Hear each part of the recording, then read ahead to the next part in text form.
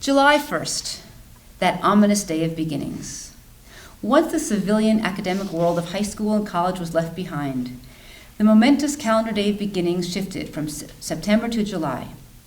Once the world of clinical medicine was entered, September, with its Labor Day gateway, ceased to register any significance on the Gregorian horizon. It was a mere middling month.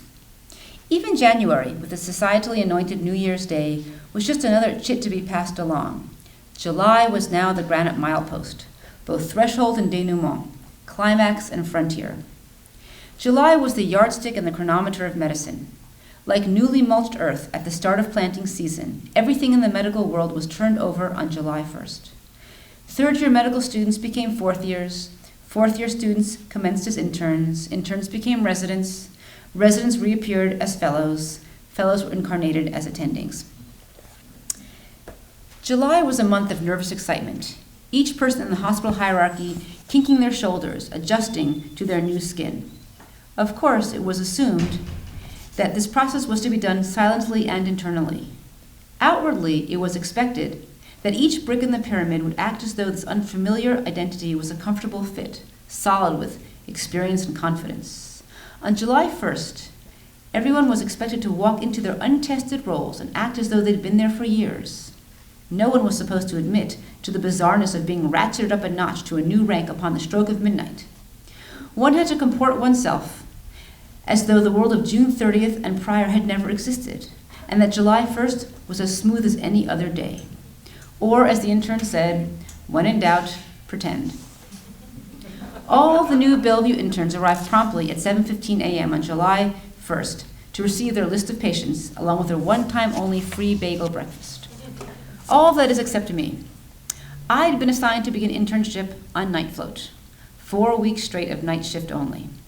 I spent all day July 1st at home, worrying, while everyone else was at the hospital learning the ropes. At 10 o'clock that night, I walked through the pitch darkness of First Avenue to Bellevue for my very first day of internship.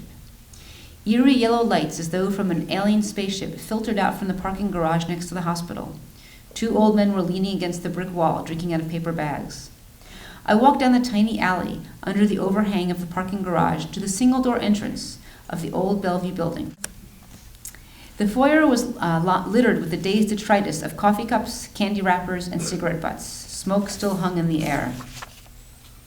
The waiting area by the elevators was deserted at this time of night. The security guard slurped her coffee and barely glanced up from her magazine to check my ID. My brand new ID, the one that now said MD after my name. She didn't even notice. I shuffled in place. My new white coat was clean and pressed, and the insignia said NYU Medical Center instead of NYU School of Medicine. Subtle distinction, perhaps, to the world beyond First Avenue and 27th Street, but portentous inside these hallways. A group of loud-talking surgeons sauntered out of the elevator, sporting ratty scrubs under their stained white coats. I entered the empty elevator in their wake, conscious of the silence and the neatly pressed white coat that hung around me. But our coats, worn or new, all shared the same insignia. I was finally part of the team. The 16th floor on-call room was our headquarters. If it had been cleaned for July 1st, it wasn't apparent to me. Interns and residents were flopped on the tattered blue couches, exhausted after their first day on call. White coats, IVs, syringes, and pink progress notes were strewn about the tables and couches. An X-ray folder, white with red trim, lay on the floor. A footprint was smudged on it, and 4 black films spilled out. The TV was tuned to a late-night comedy show. At the center table was a night float resident who looked to be in charge. A bountiful supply of potato chips, soda, chocolate bars, and pretzels was laid out before him. A forlorn bag of carrot sticks sat at the end, next to a puddle of coffee that had spilled and long since solidified. "You a night float intern?" he called out to me. He was leaning back in his chair, aiming plastic forks javelin style into the garbage pail with remarkable accuracy. I nodded and moved toward the table. "Name's Kevin," he said, sinking another fork into the pail, then nodding with satisfaction. Kevin was long and lean, with 3 days of beard growth smudging his cheeks. Property of Boston City Hospital was emblazoned in spotty black print in random places on his green scrubs. reminding me of an overseas package with airmail stamped on every available spot by an overeager postal worker. Get your sign-out sheets from the interns so they can go home, then we can have some breakfast. The pretzels are fresh this morning. The on-call intern shoved a stack of papers at me in one crumpled bunch. Nothing much happening, he said. Just check if Mrs. Singh's potassium's back. An Escalera on 17 West died about 2 hours ago. I took care of the paperwork, but his family might call. He plunked the sheets of illegible hieroglyphics in my hands, grabbed his coat, and started out the door. Oh, and the nurses called me about some lady who fell out of bed on 16 East. But it was already 10 o'clock, so I told him that you'd take care of it. The door slammed, and he was gone. Night float was supposed to be the direct continuation of medical care from the day teams. But since I had the patient load of 4 interns, this was impossible. I couldn't get to know 40 patients. There just wasn't time between the hundreds of little tasks I was being paged to do. My beeper never stopped. Mr. Rivera, 19 South, needs a new IV. Ms. Ahmed in 16 West has a fever. Mr. Soto in the CCU is having chest pain. Mr. Rivera's IV is out again. Mrs. Kwan on 15 West is refusing her meds. Mr. Halal's daughter is here and wants to speak to a doctor. Mrs. Noland on 16 East is having a reaction to her blood transfusion. Mr. Rivera's IV is out again. Night float turned out to be damage control, getting the patients through the night until the interns returned in the morning. I raced from one ward to the next, patching this problem, calming that one, counting the hours until the day interns would return.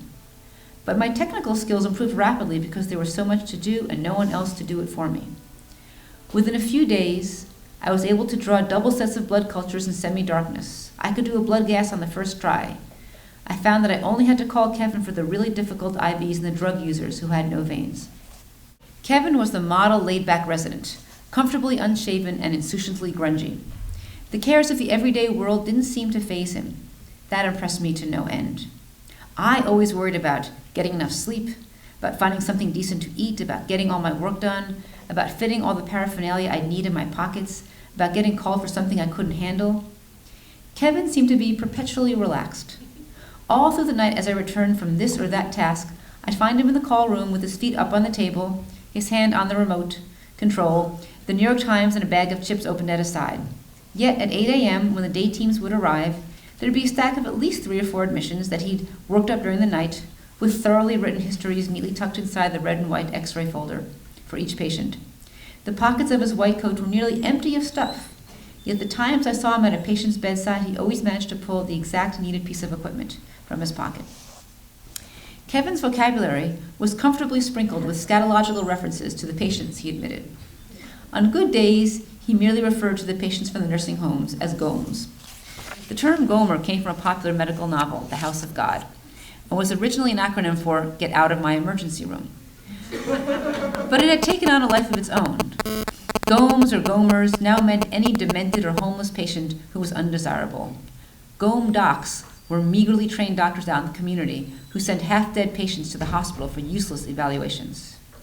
With his slow drawl, Kevin railed against the GOM docs as he flipped the channels from B-movie to off-hour cooking show to late-night comedy. In a roundabout way, I was reassured that with this residency training, I would be protected from ever turning in to a GOM doc.